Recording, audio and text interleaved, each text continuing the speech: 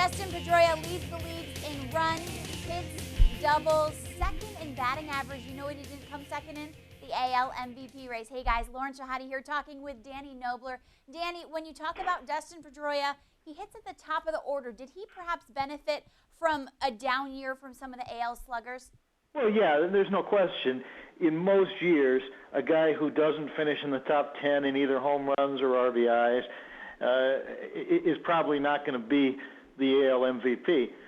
Most years, a second baseman isn't the AL MVP. It hasn't happened in 49 years. But things worked out well for Dustin Pedroia to win. That's not to say he's not deserving, because he had an outstanding year.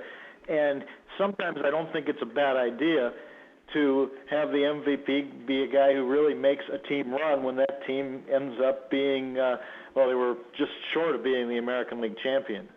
Okay, well, let's talk about how he was Rookie of the Year. He's now MVP.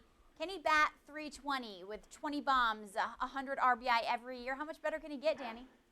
Well, you know what? I think he can become better. He's a young player. That's the other thing about being an MVP. A lot of times you see this award go to someone who's been around longer. But I think what the Red Sox love about him is just the way he plays the game and how he helps their team win. And I guess in some ways maybe that should be the definition of an MVP. I don't know how much more he's going to do in terms of his stats. Obviously, he's not the biggest guy in the world, so I don't think we're going to expect him to turn into a huge slugger. But I think the Red Sox will be happy if he continues to be the type of player he is, and that's a winning player. Absolutely a winning player with great fielding potential. I mean, how much did that glove factor into this vote, Danny? Well, I think it helps. Normally, voters don't pay a huge amount of attention to defense, and the biggest reason for that being that defense is the hardest thing to quantify in baseball. There have been some attempts to come up with stats other than just the number of errors, but nobody's really been too excited about it. But I do think that one thing that is interesting about him is that Dustin Pedroia won both the Silver Slugger and the Gold Glove in the American League at second base. Now, that in itself will not make you an MVP. Placido Polanco won the Gold Glove and Silver Slugger a year earlier at second base, and he wasn't the MVP or even close to it. But it does point out what type of all-around player Pedroia is and how he contributed to the Red Sox in both ways, really, with his bat and with his glove. Had Carlos Quentin not gotten hurt, would Pedroia still have won? That's a very good question. At the time Quentin got hurt, there was a lot of sentiment towards Quentin as the MVP. The same way that at midseason there was a lot of sentiment towards Josh Hamilton.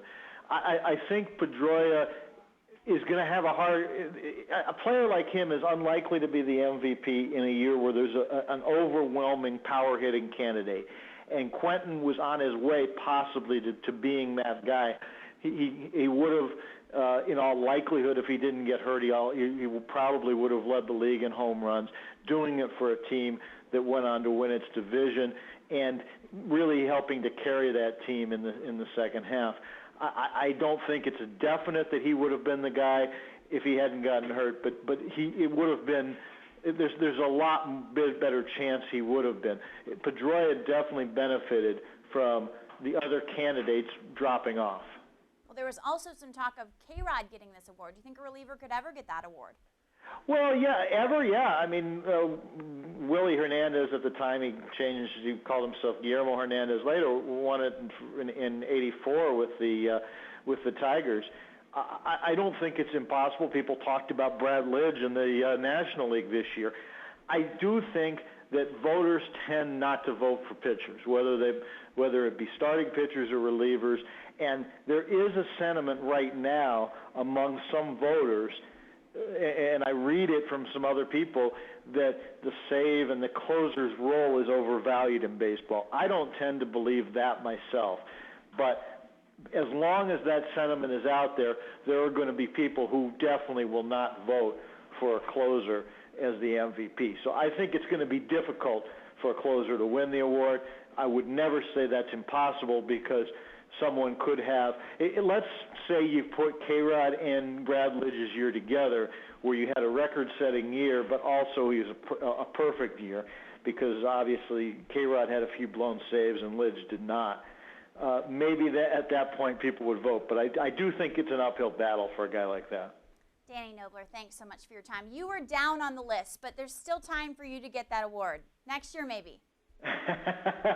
Thanks, Lauren. All right, thank you. Thank you for watching. Keep it locked right here on CBSSports.com. For all your sports needs, I'm Lauren Shehadi. See you next time.